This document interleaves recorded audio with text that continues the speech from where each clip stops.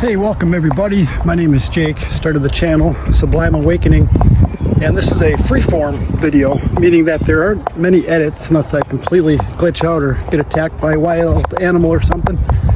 But it is to share some thoughts about trauma, anxiety, recovery, and then some practical tips on what I do on a regular basis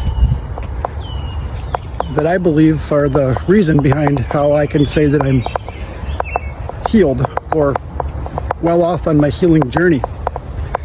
The metaphor that comes to mind for me is those stories you hear every now and then about, for example, somebody on crutches and they can miraculously put the crutches down and walk. You ever hear those stories? I live near a place called Holy Hill, and that's a story that we kind of grew up with. That if you went there and prayed, miracles happen. So in the same liking, a miracle has happened with me. And that miracle is I put down my crutches, so to speak.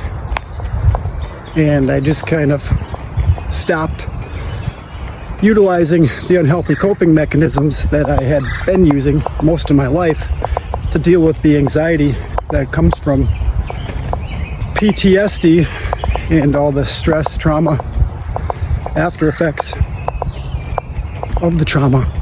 You know, I wrote about in my book how I lost my mother at a young age unexpectedly. Truth be told, I mean, that really wasn't the whole trauma. It was the things that happened after the trauma and the way my family handled that event, if you will. Dr. Gabor Mate says it's not the trauma, it's how we deal with the trauma, or how we don't deal with the trauma.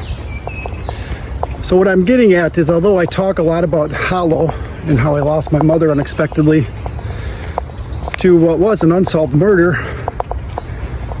you know, the trauma, plural, have occurred more than that one occurrence, if you know what I mean. It wasn't that one event.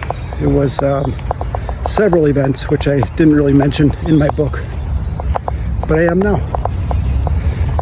So I want to keep it short. I'm trying to build the channel, of course, because I don't know what to do with the information. I mean, what would you do if you were plagued by anxiety your entire life and you're not anymore? Seriously not. It's practically non-existent. So I'm going to leave you with three things, I guess. Subscribe if you're liking what you're hearing, and if you think I could be of service, that's how I stay healthy also. You got to give it away. And I would say step one is to write. I wrote the book, I wrote songs, perform music, but you got to get it out. I always say whatever's in your head and your heart needs to get out. You can't hold it inside. Or you can, but then you'll find yourself, you know, trying to cope with that. Another unhealthy means or mechanisms. I was trapped in a negative addiction cycle for many years, and costed me a lot. Number two is to breathe. I do breath work on a daily basis. And number three is to follow somebody who's done it. You know, like the main issue with me and trauma is trusting other people.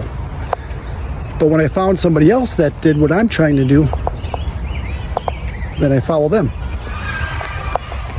And so here we are. Signing off, and hope this helps you out. Thanks for watching.